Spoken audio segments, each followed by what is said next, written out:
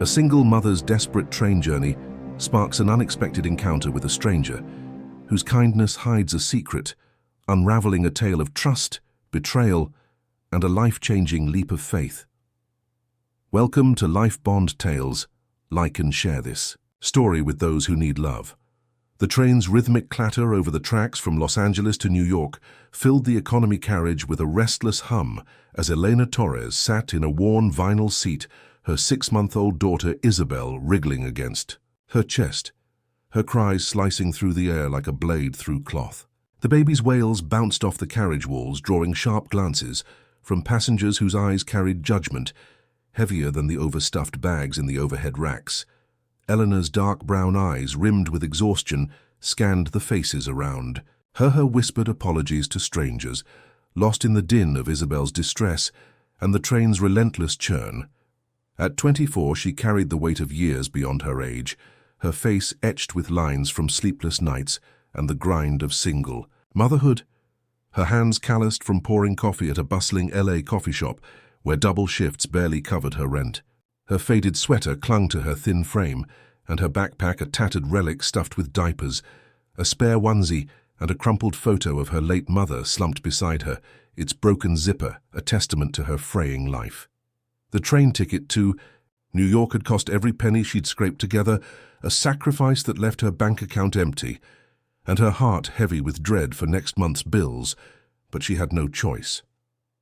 Her sister Lydia's engagement party loomed 3 days away, and despite their 2-year silence after a fight that left scars deeper than words, Eleanor felt a pull to attend, to prove she wasn't the failure Lydia once called her.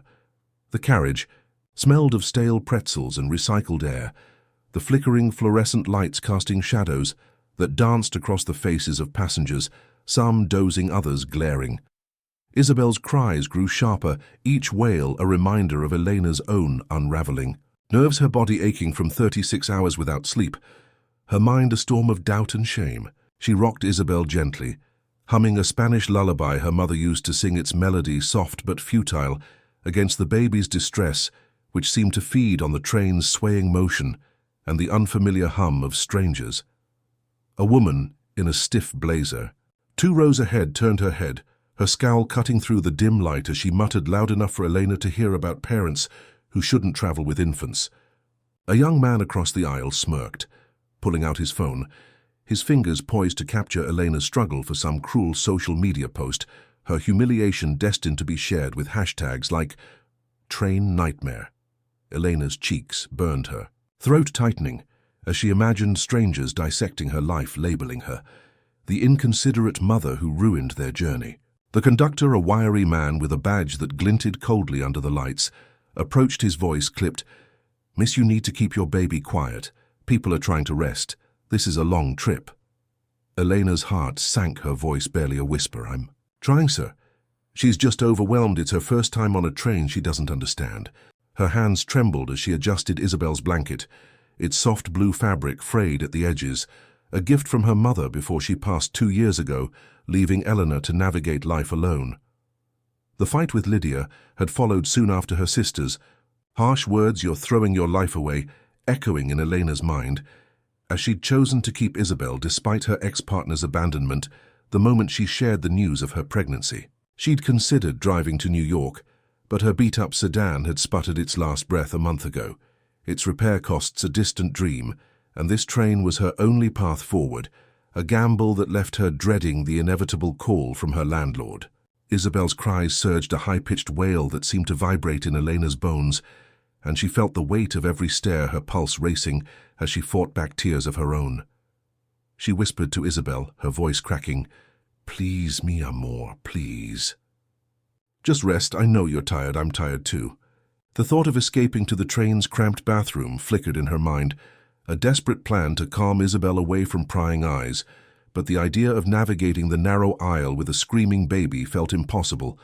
Her savings gone, her energy drained, Elena felt like she was drowning in the carriage's stuffy air, her dreams of a better life for Isabel slipping further away with each judgmental glance. She'd always been the strong one, the one who kept going even when her mother's hospital bills piled up, even when Lydia turned her back, even when the coffee shop cut her hours. But now, with Isabel's cries amplifying her own fears, Elena wondered if she'd finally reached her breaking point, the moment where strength gave way to surrender. The man in the blazer muttered again, his voice carrying over the clatter. If she can't handle a baby, she shouldn't be here. And Elena's resolve wavered, her eyes stinging with unshed tears. She clutched Isabel tighter, her heart aching with love and guilt, knowing her daughter deserved better than a mother who could barely keep them afloat. Just as she braced herself to stand to flee to anywhere that offered a moment of peace, a shadow fell across her seat, and a gentle voice cut through the chaos. "Excuse me. Would you mind if I helped with her?" The train's steady rumble vibrated beneath Elena Torres as she sat frozen, her eyes locked on the stranger who had just offered to help with her crying daughter Isabel, the weight of his gentle voice cutting through the haze of her exhaustion like a lifeline tossed into a stormy sea. He was in his early 30s, his tailored navy suit and polished leather shoes starkly out of place among the economy carriage's worn seats and scattered crumbs. Yet his warm hazel eyes held no trace of the arrogance she'd expected from someone so clearly wealthy. Eleanor's instinct was to refuse her years of fending for herself, making her wary of kindness that might come with strings, but Isabel's wails were relentless, and the conductor's earlier warning echoed in her mind, leaving her desperate for any relief. She nodded hesitantly, her voice barely above a whisper. "Okay, but please be gentle, she's so fragile right now." The man smiled, a quiet confidence in his movements as he leaned forward, extending his arms. "I've got her, I promise. My name's Nathan, by the way." Elena carefully passed Isabel over, her heart pounding as she watched her daughter settle into the strangers hold his large hands, cradling her with a tenderness that seemed practiced yet genuine. Nathan began to rock Isabel gently, his voice low and melodic as he hummed a soft tune, something old and folksy, that reminded Elena of summers spent with her grandmother in a small desert town. Within moments, Isabel's cries softened to whimpers, her tiny fists unclenching as her eyelids fluttered, the tension in her small body melting away. Elena stared in awe, her breath catching as the carriage's hostile atmosphere shifted. Passengers who had been glaring now softening their expressions, some even offering small nods of approval. Nathan glanced at her, his smile warm. "Sometimes all they need is a new rhythm, a little break from the chaos. My sister's got 3 kids, and I've spent plenty of nights calming them down." Elena felt a flicker of gratitude mingle with curiosity, wondering why a man who could afford a private cabin was squeezed into economy next to her, his crisp suit now slightly wrinkled from Isabel's squirming. She introduced herself, her voice shaky. "I'm Elena, thank you. I didn't think she'd ever stop crying. It's been such a long day." Nathan's eyes held hers for a moment. No judgment, just understanding long days can feel like lifetimes, especially with a little one like her. "What's her name?" "Isabel," Elena replied, her guard lowering slightly as she watched him adjust Isabel's blanket with care, ensuring it covered her tiny shoulders. The train's windows revealed a blur of darkening landscapes, the sun dipping low, casting golden streaks across Nathan's face as he continued to rock Isabel, now fully quiet, her breathing steady and calm. Elena's shoulders relaxed for the first time in hours, the knot in her chest loosening as she realized she wasn't alone in this moment. Nathan shared a light story about his youngest niece, who once cried through an entire family barbecue, making everyone miserable until he figured out she loved the sound of a particular song, his easy laughter putting Elena at ease. She found herself smiling faintly, a rare sensation after weeks of forcing grins for coffee shop customers. "You're really good with her," Elena said, her curiosity growing. "You don't seem like the type who spends much time in places like this. No offense, but that suit doesn't exactly scream economy class." Nathan chuckled, his tone self-deprecating. "Let's just say I like to keep things real sometimes. You meet the most interesting people when you step out of your bubble." His vague answer intrigued her, but she didn't press, too tired to unravel the mystery of this man, who seemed both polished and grounded. The carriage lights dimmed slightly, signaling the evening hours, and the hum of conversation around them grew softer as passengers settled in, some pulling out books, others closing their eyes. Nathan shifted Isabel carefully, now fully asleep, her cheek pressed against his shoulder, a small patch of drool darkening his expensive jacket. Yet he didn't seem to mind at all. Elena watched him, her heart torn between gratitude and suspicion, her past teaching her that kindness from strangers often came with expectations. Still, there was something in Nathan's demeanor, a quiet sincerity that made her want to believe he was just a good person, not someone looking to gain something from her vulnerability. "You didn't have to do this," Elena said softly, her fingers twisting the frayed strap of her backpack. "I know she was driving everyone crazy." Nathan shook his head, his voice gentle. "No one's at their best. When they're exhausted and overwhelmed, you're doing an incredible job keeping it together." His words hit her hard, a lump forming in her throat, as she realized how long it had been since anyone had acknowledged her effort, her strength. For a moment she felt seen, not as a struggling single mother, but as a person fighting to hold her world together.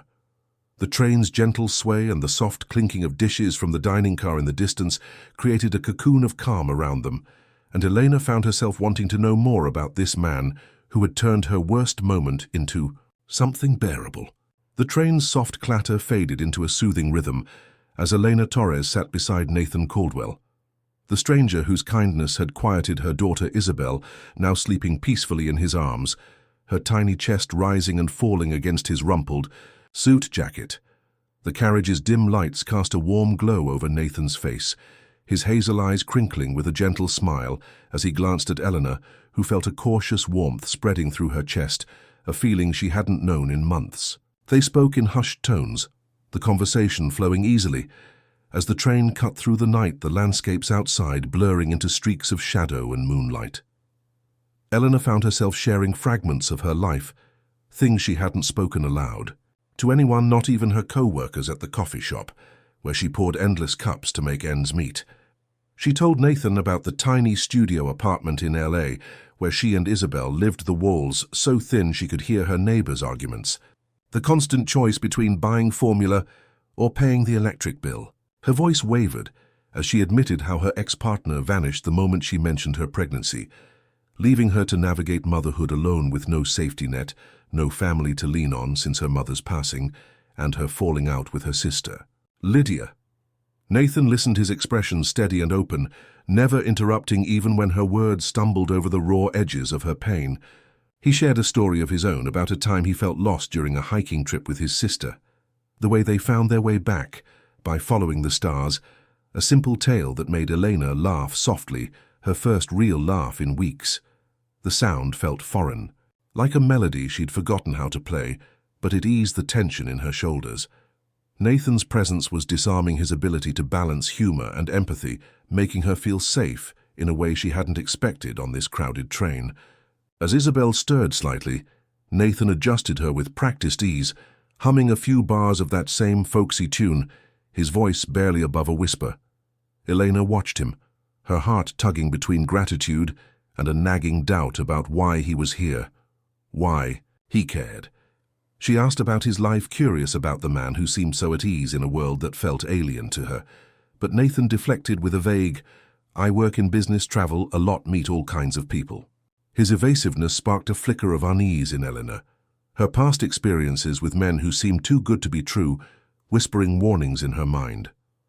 The train hit a gentle curve, the carriage swaying, and Elena's exhaustion caught up with her, eyelids growing heavy, as Nathan's steady presence lulled her into a rare sense of calm. Without realizing it, she leaned against his shoulder, her body surrendering to the fatigue of days, without rest, her mind drifting as the train's hum enveloped them. When she woke hours later, disoriented by the soft glow of dawn creeping through the windows, she found Nathan still holding Isabel, his suit now creased and damp from drool, yet his expression serene, as if he'd been guarding them both through the night. Elena sat up quickly, her cheeks flushing.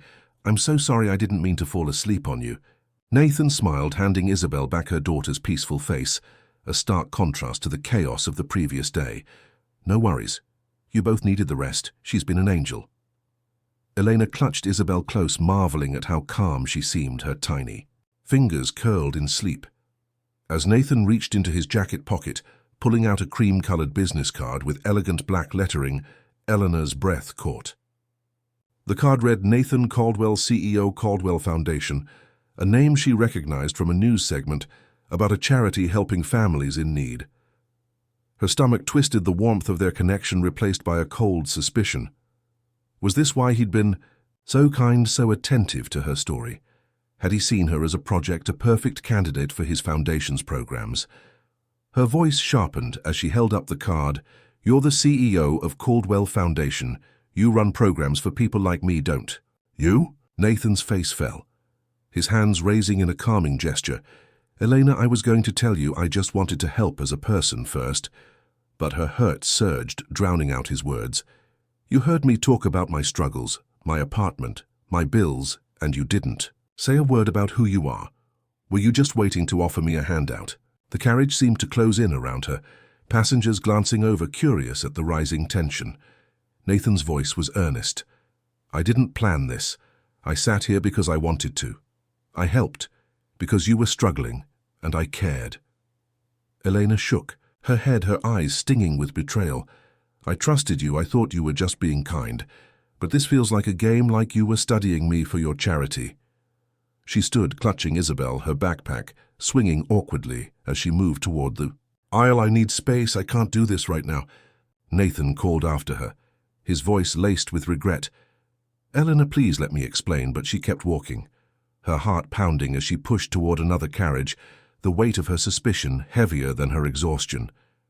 Elena Torres settled into a quieter carriage at the far end of the train, her heart still racing from the confrontation with Nathan Caldwell, as she cradled Isabel, who stirred restlessly against her chest, the faint scent of baby powder, a small comfort in the sterile air. The new compartment was dimmer, the seats more worn with patches of frayed fabric, and a window smudged with fingerprints, revealing a blur of passing planes under a graying sky. Elena's mind churned, replaying every moment of her conversation with Nathan, his gentle smile, the way he'd calmed Isabel, the warmth of his shoulder as she drifted to sleep. Now those memories felt tainted, her trust shattered by the business card that revealed him as the CEO of Caldwell Foundation, a man whose world of wealth and charity seemed galaxies away from her own. She sank deeper into the seat, her backpack. At her feet, its contents a stark reminder of her precarious life. A few diapers, a half-empty water bottle, and a crumpled letter from her landlord threatening eviction. The train's gentle sway mocked her turmoil, each clack of the wheels a countdown to her arrival in New York, where she'd face her sister Lydia and the uncertainty of their fractured bond. Eleanor's thoughts drifted to the past, to the summer. She turned 18 when she and Lydia had danced barefoot in their mother's tiny backyard, their laughter echoing under a starry desert sky. That was before their mother's illness drained their savings, before Lydia's college scholarship pulled her away, before their fight over Elena's pregnancy left them strangers. Elena had been 7 months pregnant when Lydia called her reckless, accusing her of ruining her future with a baby. She couldn't support her words, cutting deeper than any financial struggle. Now, as the train carried her toward Lydia's engagement party, Eleanor wondered if she was chasing a reconciliation that might never come, her decision to attend, fueled by a stubborn hope to prove she was more than her mistakes. She pulled out her phone, its cracked screen glowing faintly, and read Lydia's latest text, a curt confirmation of the party's time and place, devoid of warmth, like a business memo. The message stung, amplifying Elena's fear that she'd arrive only to be met with cold formality or worse, rejection. Her fingers brushed Nathan's business card tucked in her pocket, its raised lettering a reminder of the betrayal she felt. Had his kindness been a ploy, a calculated move to identify a struggling mother for his foundation's programs? The thought made her stomach twist, her pride bruised by the idea that she'd been seen as a charity case, not a person. Yet a small voice in her mind questioned her reaction, whispering that Nathan's actions had felt genuine, his eyes holding a sincerity she hadn't seen in years. She remembered how he'd laughed about his niece's tantrums, how he'd held Isabel with such care, not flinching at the drool on his expensive suit. Elena's heart ached with regret. What if she'd misjudged him? What if her fear of being used had pushed away someone who truly cared? The train's fluorescent lights flickered, casting shadows across her face as she stared at her reflection in the window, a young woman worn down by life, but still fighting for her daughter. She thought of her mother who'd worked night shifts cleaning offices to keep them fed, her hands rough, but her hugs warm, always whispering, "You're stronger than you know, mija." Those words felt hollow now as Elena grappled with the weight of her choices, the missed opportunities, the nights she'd cried herself to sleep wondering if she was failing Isabel. The carriage was nearly empty, save for an elderly woman knitting in the corner, her needles clicking softly, a contrast to the storm in Elena's mind. She adjusted Isabel's blanket, her daughter's peaceful breathing, a reminder of why she kept going, why she'd spent her last savings on this trip. The engagement party was a chance to mend things with Lydia, but also a gamble that left her vulnerable, exposed in a way she hadn't felt since her ex-partner walked away, leaving her to face motherhood alone. Eleanor's thoughts circled back to Nathan, his vague answers about his work, his decision to sit in economy despite his wealth. Why had he been so interested in her story, so quick to help? Her fingers tightened around his card, the urge to tear it apart warring with a longing to call the number to hear his explanation. The train's horn sounded a low, mournful note that echoed her uncertainty, and she wondered if she'd thrown away a rare moment of connection out of fear. The elderly woman glanced up, her eyes kind but distant, and Elena felt a pang of loneliness, wishing she could share her turmoil with someone, anyone who might understand. As the train sped toward New York, Elena sat caught between her past mistakes and the fragile hope of a new beginning, her heart heavy with the possibility that she'd walked away from something real. The train's final lurch into New York's Penn Station jolted Elena Torres awake. Her daughter Isabel nestled against her chest as she gathered her tattered backpack, the weight of her encounter with Nathan Caldwell still heavy in her heart. She stepped onto the platform, the city's chaos swirling around her, horns blaring, and commuters rushing past as she navigated to a cheap motel near Lydia's engagement party venue, her steps slow under the burden of uncertainty. The motel room was as grim as she'd feared, its peeling wallpaper and musty odor, a stark contrast to the vibrant city outside, the single bed sagging under stained sheets, where she laid Isabel down, her daughter's soft coos a fleeting comfort. Elena's phone buzzed with another impersonal text from Lydia, confirming the party's address and time, her sister's words cold, as if written to a stranger, not the sibling she'd once shared secrets with under childhood blankets. Sitting on the bed's edge, Eleanor traced the edges of Nathan's business card, her mind wrestling with the sting of his hidden identity and the warmth of his kindness, now clouded by doubt. The room's flickering lamp cast jagged shadows, amplifying her sense of displacement as she unpacked a faded dress for the party, a thrift store find that felt inadequate for the upscale event. Her thoughts spiraled to the years since her mother's death, the hospital bills that drained their savings, the moment Lydia turned away, accusing her of selfishness for choosing motherhood over stability. The memory of that fight burned fresh. Lydia's voice sharp, "You'll never make it on your own, you're too weak to raise a kid alone." Elena had proven her wrong, surviving on sheer will, but the cost was etched in her tired eyes and the constant fear of losing what little she had. As she fed Isabel a bottle, her hands steady despite her racing heart, a sharp knock at the door startled her. Peering through the cloudy peephole, she saw Lydia standing in the hallway, her cream-colored coat pristine, her polished appearance a painful reminder of their divergent paths.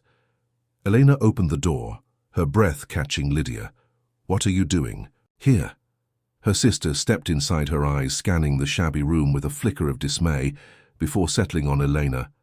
"I needed to see you before tomorrow. We can't go into this party with so much unsaid." Elena braced herself, expecting criticism, but Lydia's voice softened. "I owe you an apology for everything, for the things I said when you got pregnant, for shutting you out." Elena's guard wavered, her sister's sincerity catching her off guard. As Lydia sat on the room's rickety chair, her hands clasped tightly. 2 years ago, I wasn't just angry at you, I was jealous." Lydia confessed, her voice breaking. "I was pregnant too, trying for months with my fiancé, but I lost the baby right after our fight." Elena's heart stopped her sister's words, a revelation. "That reshaped their past. I had no idea, why didn't you tell me?" Lydia's eyes glistened. "I was ashamed, I thought you had what I couldn't keep, and instead of supporting you, I pushed you away, buried myself in work and plans to pretend I was fine." The sisters sat in silence, the weight of their shared pain filling the room as Elena reached for Lydia's hand, her fingers trembling, but finding warmth in the connection. Lydia wiped her tears, her voice steadier. "There's something else you need to know. A man called me yesterday. Nathan Caldwell. He was desperate to reach you. Said you'd met on the train and there was a misunderstanding." Elena's pulse quickened, her fingers tightening around Isabel's blanket. "He found you how?" Lydia explained. "He tracked you through. The event organizers knew I was your sister and asked to meet me. He wasn't what I expected, not some cold executive, but someone who spoke about you like you'd changed his life." Elena's breath hitched, her mind racing as Lydia continued. "He told me about your conversation, how he held Isabel, how he saw your strength, even when you felt broken." Lydia pulled out her phone, showing a news article about the Caldwell Foundation's work aiding families in crisis, founded in memory of Nathan's mother, a single parent who raised him through poverty. "He grew up like you, Elena." Lydia said his mother worked multiple jobs, went hungry to feed him. "He's not helping you out of pity. He understands your world, because he lived it." Elena sank onto the bed, her defenses crumbling as Lydia's words painted a new picture of Nathan, not a manipulative CEO, but a man shaped by struggles like her own. "He's in New York," Lydia added, "staying at the hotel where my party's happening.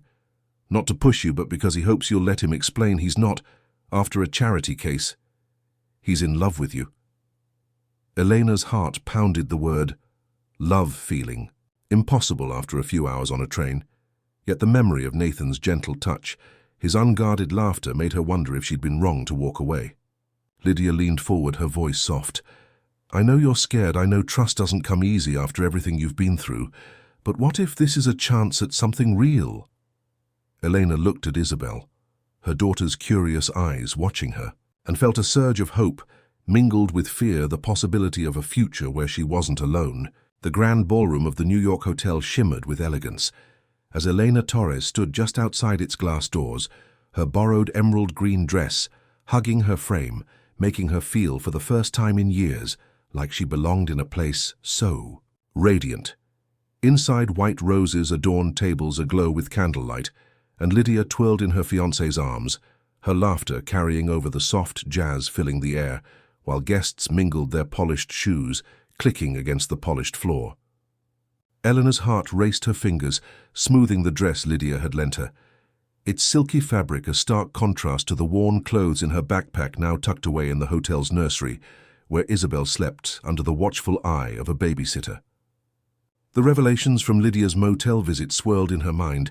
Nathan Caldwell's sincerity, his past rooted in struggles like hers, the possibility that his kindness on the train was driven by love, not charity.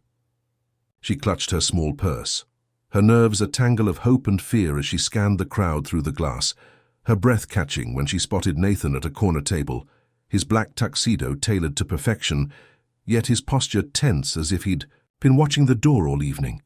His hazel eyes met hers through the glass, and the raw emotion in them, hope, vulnerability, a quiet longing, stole the air from her lungs. Eleanor hesitated, her hand on the door handle, memories of betrayal and broken promises urging her to turn back.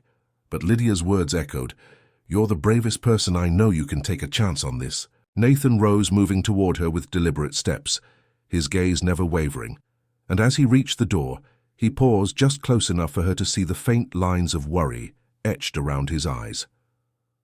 "I was afraid you wouldn't come," he said, his voice soft, but carrying a weight that matched her own. "I thought I'd lost my chance to make this right." Elena's throat tightened, her voice barely above a whisper. "I was scared, too scared of being hurt, of believing in something that might not be real." Nathan's expression softened. "I should have told you everything on the train, not just who I am, but how you made me feel the moment you trusted me with Isabel. I knew I'd found something I didn't want to lose." Elena's eyes stung with tears, his words unraveling the walls she'd built around her heart, as she remembered the way he'd held her daughter, the ease with which he'd shared her burdens without asking for anything in return. He stepped closer, his voice earnest. "I don't want to fix your life because I think you're broken. I want to build something with you because you're the strongest person I've ever met, because you and Isabel make me want to be better."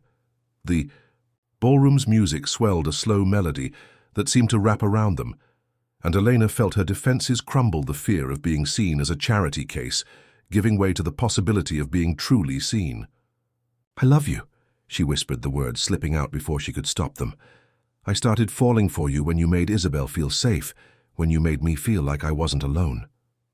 Nathan's face lit up a smile, breaking through his worry, and he reached for her hand, his touch warm and steady.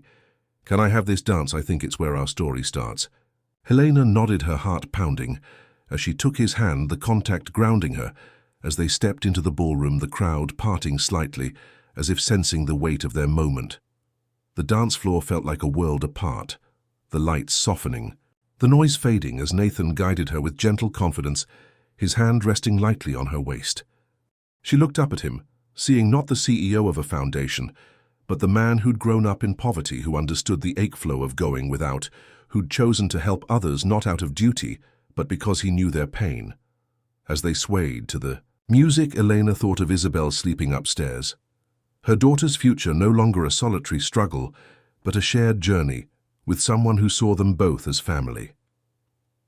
Nathan leaned closer, his voice a whisper against her ear. "I want to be there for you and Isabel, not as a savior, but as someone who loves you both, who wants to face whatever comes next together."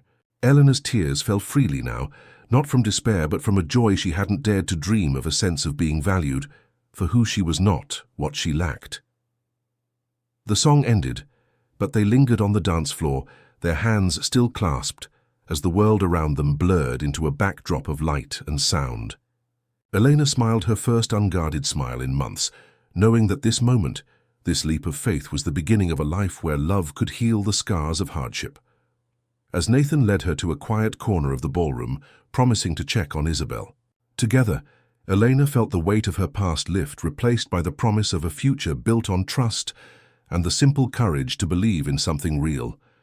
Elena Torres and Nathan Caldwell stood hand in hand in the ballroom's soft glow, their dance marking the start of a shared journey born from a chance encounter on a train. Isabel slept peacefully upstairs, her future now woven with love and possibility. Elena's fears of betrayal faded, replaced by trust in Nathan's genuine heart shaped by his own hardships. Lydia's reconciliation added strength to their bond-mending old wounds. As they stepped into the night together, Elena knew that kindness, courage and love had transformed her world, promising a life where she and Isabel would never face the darkness alone.